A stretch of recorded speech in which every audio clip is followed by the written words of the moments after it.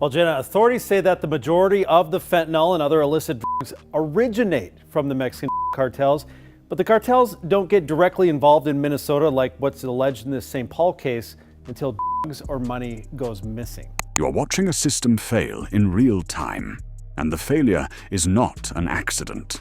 Money meant to keep children safe is moving like ammunition.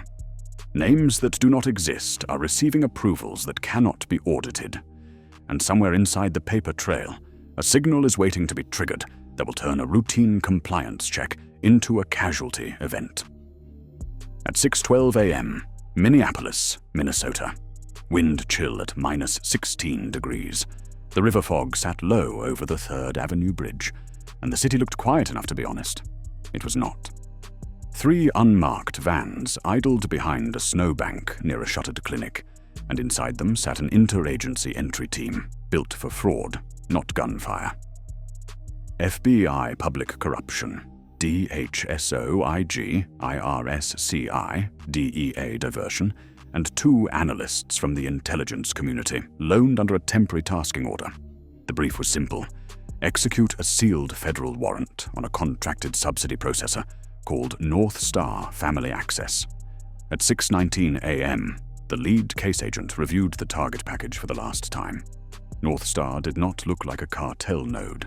It looked like an office that filed forms, answered calls, and routed payments for licensed providers. But the task force had been tracking a surge in childcare reimbursements tied to identities that never filed taxes, never used health services, and never existed in school enrollment systems. The pattern was clean, too clean. The payments arrived, reconciled, and exited within hours, routed through a web of pass-through accounts in 3 states with corporate secrecy protections, and 2 foreign correspondent banks that would not answer subpoenas on a normal timeline. At 6:24 a.m., the breach team moved. The front door of the building on the 1900 block of South Washington Avenue came open on a hydraulic ram, and the hall lights flicked on like a stage. The lobby was empty except for a plastic sign reading "Families First." There was coffee in the pot, still warm. There were headsets on desks as if people had stood up mid-sentence. A wall monitor showed a queue of pending approvals, 408 requests, all marked urgent. The DHSOIG agent took one look at the screen and asked who had issued the override code that bypassed verification. The override belonged to a state administrator account that should not have been active after business hours. At 6:28 a.m., they found the back room. It was not a records room. It was a small server cage built behind a false wall, with cooling units running hard enough to hiss. Forensic technicians from the FBI Cyber Squad started photographing ports, serial tags, and cable paths. An IRS agent flagged a rack labeled RCN and asked why a subsidy processor would host a private routing node. The answer came fast. It was a relay box, not for money, but for communications, the kind used to move small files that cannot touch normal networks. The task force lead ordered the building locked down and called in a mobile command post. This was no longer paperwork fraud. At 6:37 a.m., a second team cleared the upper floor and found the first physical ledger. It was not cash, it was mail. Hundreds of envelopes, each containing a state-issued benefits card and a printed approval letter for childcare reimbursements. The names on the cards repeated across different counties with minor variations, like a machine had learned how to make people. One of the analysts ran a quick cross-check against a stolen identity dataset recovered in a prior case. 30% matched. The remainder did not match anything. Synthetic identities, manufactured at scale. The case agent requested an emergency preservation order for all upstream payment logs, and a DEA agent asked the question no one wanted to answer. If this is a relay, who is on the other end, and what are they coordinating? At 7:03 a.m., the first arrest happened by accident. A man walked in through a side door using a keycard, saw federal agents in the hallway, and froze.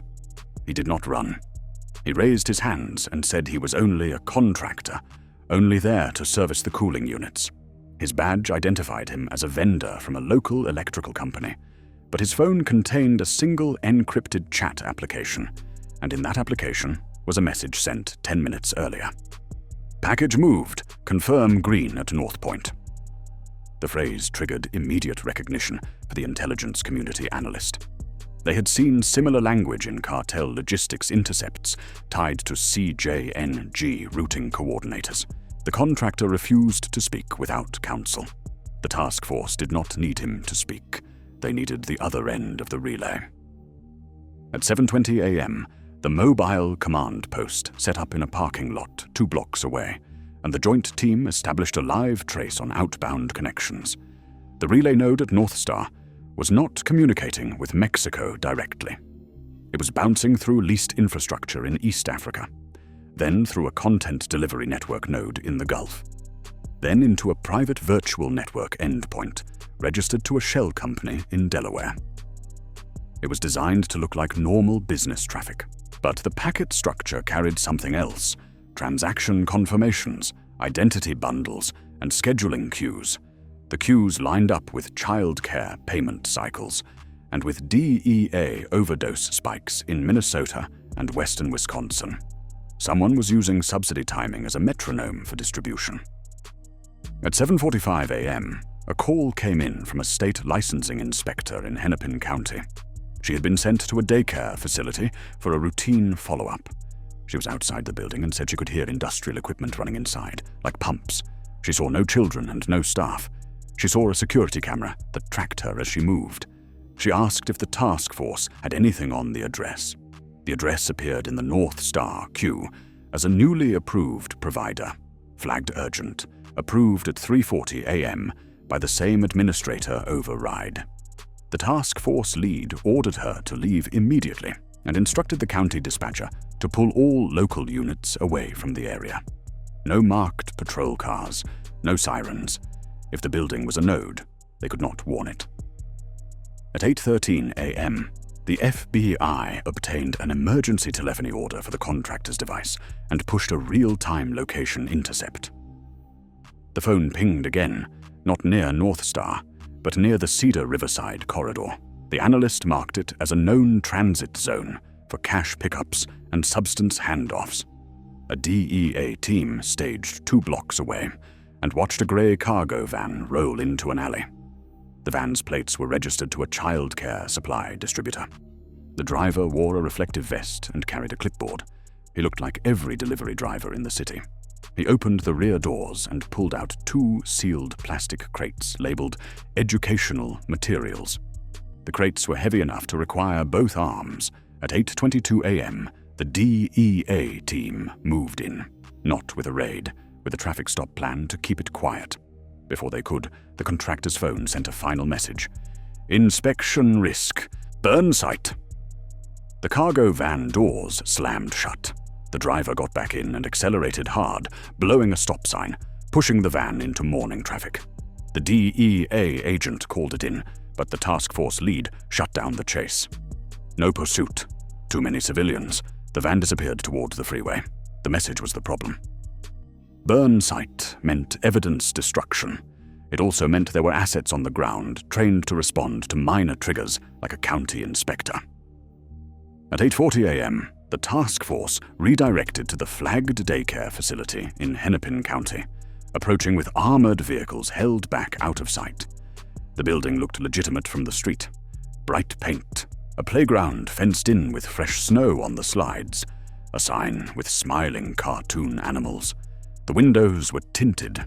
The licensing record showed capacity for 200 children. The subsidy payout history showed more than $20 million in reimbursements in the past year. But utility data pulled in real time showed power draw consistent with commercial refrigeration and water use that spiked at night. The entry team prepared for a high-risk breach. This was still nominally a fraud investigation. Everyone on scene knew that label was now a lie. At 9:02 a.m., they breached. The front rooms were staged like a model home for compliance photos. Tiny chairs, clean floors, posters with safety rules. A classroom had finger paint set out with lids still sealed. Past the 3rd interior door, the building changed. A corridor led to a locked steel door with no signage and fresh weld marks around the frame. The breaching charge cracked it open. The air behind it was cold and chemical, and the floor had drainage channels cut into concrete. The first agent threw reported pallets stacked with sealed pouches and drum containers labeled as nutritional supplement powder. The DEA chemist on scene said the labeling was false. The odor was solvent and precursor. At 9:17 a.m., they found the mixing area. Stainless steel vessels, industrial scales, packaging equipment designed for speed. No children, no staff. 3 men wearing respirators turned when the team entered. One raised his hands. Another ran. The third reached toward a mounted device on the wall. The entry leader fired 2 rounds into the device before the man could press it. The device sparked and shut down. Later, technicians would identify it as a wireless trigger tied to a burn protocol. The facility was prepared to destroy product and data quickly, likely with accelerants and a ventilation purge. The fact that it existed inside a licensed daycare footprint was the point. It hid in plain sight, protected by the social stigma of scrutiny. At 9:30 a.m., the task force received confirmation from cyber. The North Star relay node had gone dark, not powered down. Wiped. The drives were still spinning, but the system was blanked through a remote command. They had preserved some packet captures, but the architecture was collapsing in front of them. The task force lead ordered immediate parallel action on every provider account tied to the override code. That list was long. 46 facilities across Minnesota, Wisconsin, and Ohio. The Federal Command Center requested a mass mobilization order, and the U.S. Attorney's Office pushed for coordinated warrants under a single operational window. The concern was obvious. If one site burns, the rest will burn. At 10:08 a.m., the governor's office was notified under a restricted channel. At 10:14 a.m., state leadership asked for names. The task force did not provide them. They provided only the phrase, "probable insider at cabinet level." The reason was not politics. It was operational security. Someone with approval authority had issued the override at 3:40 a.m., and the same authority could tip off the network. The task force requested a federal hold on state access to the operational plan. The request was granted. That decision would later appear in an internal memo as the moment the case shifted from fraud to counterintelligence. At 11:20 a.m., a quiet intercept turned loud. A DHS analyst monitoring airport reservation systems flagged a one-way ticket purchased that morning for a senior staff member in the Minnesota Department of Children and Families. The destination was Casablanca, by way of New York. The passenger name matched a deputy commissioner who controlled licensing policy and had recently pushed a rule change reducing in-person verification for equity and access. The deputy commissioner's phone began moving south, away from downtown St. Paul toward the airport. The task force requested an arrest team. State Patrol offered assistance. The task force declined and used federal agents only. At 12:05 p.m., the arrest team approached the deputy commissioner's vehicle on Highway 62 during a controlled stop. The deputy commissioner was calm. He asked for a badge number and said there was a misunderstanding. In the passenger seat was a laptop bag. Inside it was a state-issued laptop registered to his office. A quick live triage found a hidden container with encrypted files labeled Lighthouse North and transfer keys. The deputy commissioner denied knowledge and requested counsel. The arresting agent read him his rights and asked one question. Who authorized the burn command sent to North Star? The deputy commissioner did not answer. He looked at the sky and asked if he could call his wife. At 1:30 p.m., in a secure room inside the command post, cyber agents cracked enough metadata to identify the operator who sent the burn command. It was not the deputy commissioner. It was an account linked to a state vendor contract for systems modernization, administered by a consulting firm with offices in Minneapolis and Nairobi. The firm had been paid millions for compliance optimization. Its corporate structure traced to a holding company in the UAE. The intelligence community analyst recognized the pattern. A finance corridor used in previous cjng logistics cases to move both money and instructions. The network was not only laundering, It was managing operations with a governance layer inside state infrastructure. At 2:15 p.m., the command center authorized Operation Winter Relay, a multi-state warrant execution window set to begin at 3:30 a.m. the next day. The timing was not symbolic. It matched the override activity. If the network operated in a nightly cycle, the task force needed to hit during the cycle, not after it. Teams were assigned across Minneapolis, St. Paul, Duluth, Milwaukee, Madison, Columbus, and a remote facility in northern Minnesota, flagged by power consumption anomalies. 800 agents were requested. Aviation support was approved. Armored assets were staged. The briefing was blunt. Expect armed resistance at industrial nodes. Expect rapid evidence destruction. And expect insider interference through false calls, misdirected units, and credential abuse. At 3:40 a.m. the next day, Minneapolis, minus 19 degrees. Snow fell in thin sheets that stuck to windshield glass like grit. The first breach occurred at a facility listed as Little Steps Community Learning on the north side. The building was empty, but warm, with a live router cabinet running off a battery backup. The second breach, across the river, hit a non-profit office that ostensibly provided translation services for immigrant families. Inside was a call center with scripts for coaching subsidy applications, plus a wall of prepaid phones sealed in bags. A third breach in St. Paul found a basement counting room, staffed by workers in gloves, sorting cash into vacuum packs stamped with a barcode. None of the workers carried weapons. They carried instructions. At 4:20 a.m., Milwaukee, a facility registered for 400 children. The entry team found a server room and a satellite uplink hidden behind stacked cots. The uplink was active and transmitting. When agents cut power, the uplink switched to a secondary battery and continued. The team destroyed the antenna assembly to disable the line. In Columbus, a raid on a family services residence uncovered a locked interior room with 16 people, including minors, held for labor and document control. Agents secured them and called in victim services, but the discovery added pressure. This was not one crime. It was an integrated system. At 5:06 a.m., the northern Minnesota site came into view on drone feed. It was listed as a food distribution warehouse supporting rural childcare centers. The power draw suggested more than refrigeration. The perimeter had motion sensors and thermal cameras. The nearest town was 15 miles away. The team approached with armored vehicles and a helicopter overhead, lights off, using night vision. At 5:17 a.m., a guard fired first. The rounds struck the lead vehicle and ricocheted into the snow berm. The return fire was controlled and short. The guard went down. 2 others fled toward the warehouse. At 5:24 a.m., the team breached the warehouse door and met heat and chemical vapor. Inside were industrial drums, pressurized lines, and a packaging belt moving sealed pouches into cartons marked infant formula donation.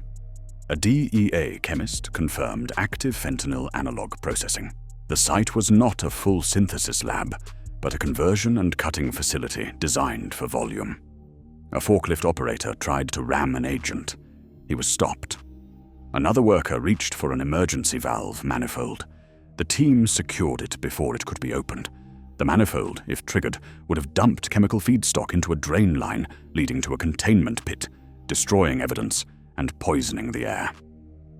At 6:10 a.m., the task force finally saw the backbone. A laptop in the warehouse office contained routing tables linking subsidy disbursement IDs to product batch numbers. Payments were not just laundered. They were assigned to physical inventory, and inventory was assigned to distribution routes. The subsidy system functioned as the accounting layer for substance logistics. The intelligence community analyst flagged an additional folder labeled S Sector, containing wire instructions to accounts in Somalia with references to equipment and training stipends. The language matched earlier terrorism financing typologies. The case now carried a national security overlay, and the command center notified the National Security Division at Justice. At 7:30 a.m., the deputy commissioner was interviewed again. Presented with screenshots of the routing tables, he asked for water and said he did not understand why childcare reimbursements would be linked to substances. The interviewer did not argue. She asked about the consulting firm and the modernization contract. The deputy commissioner said the firm had been recommended by a legislator's office as a way to improve access. He said he approved the contract. He said he did not manage technical details. The interviewer then showed him the override logs, his credentials used at 3:40 a.m. on multiple nights. He looked down and said quietly that he had reported unusual access months earlier and was told to stop asking questions. By 9:15 a.m., arrest numbers climbed. 290 people in custody across the operation footprint. Directors, accountants, identity fabricators, call center supervisors, cash handlers, and 3 local officials with licensing authority. 2 state inspectors were detained for accepting bribes to falsify visit reports. A city council staffer in Minneapolis was arrested on a wire fraud charge for steering contracts to shell non-profits. The task force did not claim victory. The leader stated in a secure brief that the network had likely initiated contingency plans. The question was not whether there would be retaliation. The question was where. At 10:40 a.m., retaliation came as data, not gunfire. Hospitals across the Twin Cities reported a spike in overdoses within a 2-hour window. Emergency rooms were flooded. The product tested in the field indicated unusually high potency. The DEA diversion agent suspected a dump of inventory designed to create chaos and consume law enforcement bandwidth. At the same time, a ransomware event hit a county benefits office network, freezing verification systems and locking down audit logs. The timing was precise. The task force recognized a coordinated counter-operation, overwhelm medical response, cripple oversight, and create political pressure to slow the raids. At noon, the Justice Department convened an emergency briefing for congressional leadership. The preliminary loss estimate exceeded $5 billion across multiple states over 5 years, with additional exposure still being quantified. More damaging was the operational finding. State subsidy infrastructure had been used as a command and control layer for transnational crime. The DEA provided a conservative estimate linking the northern Minnesota conversion facility to thousands of overdose fatalities in the region. The intelligence community analyst briefed on the Somalia wires and stated that at least several $100 million had been diverted through the same corridor to entities with suspected extremist ties. The room did not debate policy. It asked for containment. At 3:30 p.m., a final discovery altered the internal narrative. A seized phone from a call center supervisor contained a list of names labeled Protect. The names were law enforcement, including municipal officers, a county prosecutor investigator, and 2 federal personnel assigned to a regional intelligence office. The payments were disguised as consulting fees and security assessments. In exchange, the officers provided inspection schedules, shifted patrol routes, and flagged which agents were asking questions. One federal employee had used access to identify vulnerable community members to coerce cooperation through immigration threats. Internal affairs began immediate arrests. The network's resilience came from compromised trust, not sophisticated code. At 7:50 p.m., the U.S. attorney announced charges against more than 200 individuals, ranging from wire fraud and money laundering to controlled substance trafficking, human trafficking, and material support to terrorism. The deputy commissioner faced life exposure under federal statutes, given the scale and national security tie. The consulting firm's principals were not in custody. Border checks indicated they had left the country 2 days earlier, using diplomatic lane processing through a third-country airport. An international arrest warrant was drafted. Asset freeze orders were transmitted to partner nations. Some accounts were frozen within hours. Others would take weeks. Everyone involved understood that time would be used against them. At 11:10 p.m., agents returned to the original North Star building to complete a physical reconstruction of what had been wiped. In a ceiling cavity above the server cage, they found a small sealed case wrapped in foil tape. Inside was a paper ledger with handwritten code groups and a single printed photo of a ribbon-cutting event. The photo showed state officials, non-profit leaders, and a woman in the center holding ceremonial scissors. The woman was not who her badge said she was. Facial recognition matched her to a cjng logistics facilitator previously photographed in Jalisco. The case agent logged it as evidence and noted the operational implication in his report. The network did not hide behind the system. It stood on stage with it. At 1:20 a.m., as the command center began winding down, the lead agent drafted the line that would later appear in the after-action summary. He did not call it fraud. He did not call it corruption. He called it an occupation of process. A hostile enterprise had learned the rules, learned the language of compassion, learned the workflows of oversight, and used them as cover for logistics and violence that never needed to announce itself. The raid window closed. The warrants were executed, but the question left on the wall map remained active. How many nodes had not yet been seen, and how many approval codes were still alive inside the system?